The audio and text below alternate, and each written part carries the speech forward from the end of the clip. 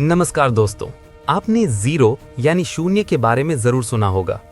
आज पूरी दुनिया जिस टेक्नोलॉजी पे चल रही है, चाहे वो mobile, computer, internet, quantum computer, rocket science, space mission, satellites etcetera, इन सब की नींव एक ही चीज पर टिकी है और वो है जीरो।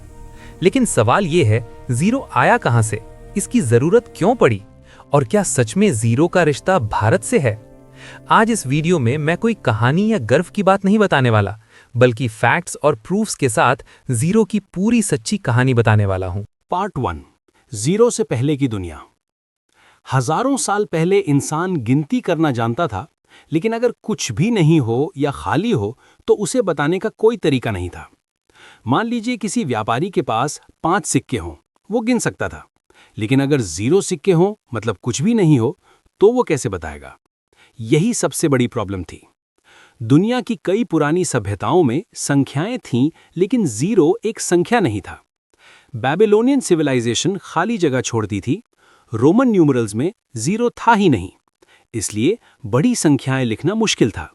गणित आगे नहीं बढ़ पा रहा था। दुनिया को एक ऐसे कॉन्सेप्ट की जरूरत थी जो कुछ नहीं को भी एक्सप्रेस कर सके। पार्ट 2, भारत में शून्य की सोच कैसे बनी।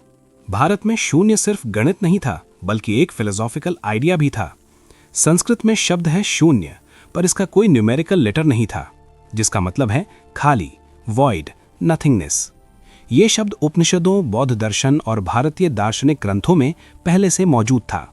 यानी भारत में लोग कुछ न होने की अवधारणा को मानसिक रूप से स्वीकार कर चुके थे। यही सोच बाद में मैथलेटिक्स में न्यूमेरिकल लेटर के रूप में भी आई।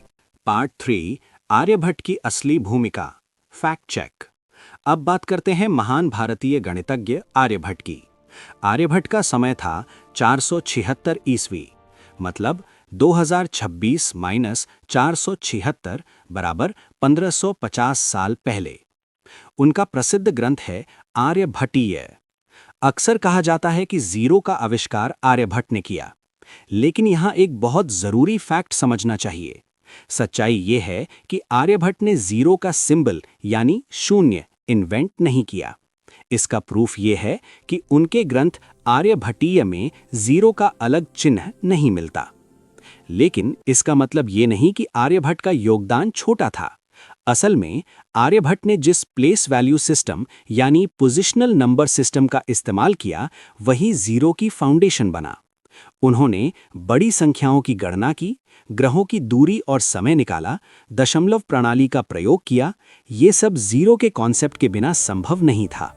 इसलिए हिस्टोरिकल फैक्ट ये है कि आर्यभट्ट जीरो के आविष्कारक नहीं, लेकिन जीरो की सोच को मजबूत करने वाले सबसे बड़े आधार हैं।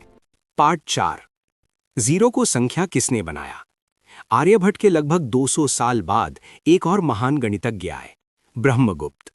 समय 628 ईस्वी। ग्रंथ ब्रह्मस्फुट सिद्धांत। यहीं इतिहास में पहली बार जीरो को एक कंप्लीट मैथमेटिकल नंबर माना गया।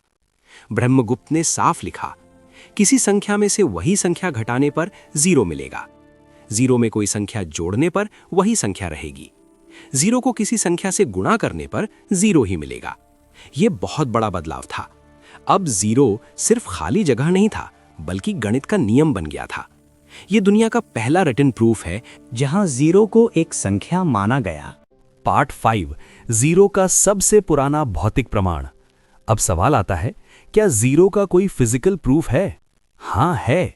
876 ईस्वी मध्य प्रदेश के ग्वालियर में चतुर्भुज मंदिर की दीवार पर संख्या 270 खुदी हुई है।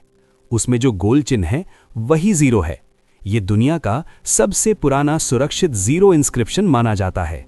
ये प्रूफ आज भी मौजूद है। पार्ट 6, भारत से दुनिया तक जीरो की यात्रा। भारतीय गणित आगे चलकर अरब विद्वानों तक पहुंचा। उन्होंने भारतीय ग्रंथों का अनुवाद किया।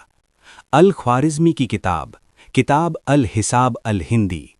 यहीं से zero, place value system, Indian numerals Europe पहुंचे। आज दुनिया जिन्हें अरबिक न्यूमरल्स कहती है, असल में वो इंडियन नंबर सिस्टम पर आधारित हैं। पार्ट 7, जीरो और आधुनिक दुनिया। आज अगर जीरो ना होता तो बाइनरी सिस्टम नहीं होता, कंप्यूटर नहीं होता, इंटरनेट नहीं होता, AI मशीन लर्निंग संभव नहीं होता।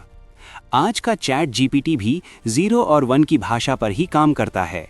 यानी 0 सिर्फ इतिहास नहीं बल्कि आज की टेक्नोलॉजी की रीढ़ है। कंक्लूजन। तो जब हम 0 की बात करते हैं तो हमें सच को सही तरीके से समझना चाहिए। 0 की अवधारणा भारत में विकसित हुई। आर्यभट्ट ने इसकी फाउंडेशन तैयार की। ब्रह्मगुप्त ने इसे गणितीय रूप से परिभाषित किया।